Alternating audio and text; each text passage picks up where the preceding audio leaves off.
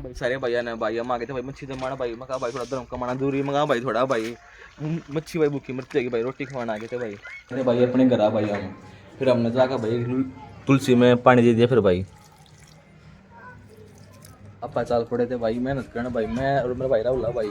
चल पड़े मेहनत करना भाई ट्रैक पर जाऊंगा आगे थे भाई ट्रैक पर भाई ट्रैक पर पास देखो भाई ट्रैक भाई अड़ेगा मेहनत मुहनत करेंगे भाई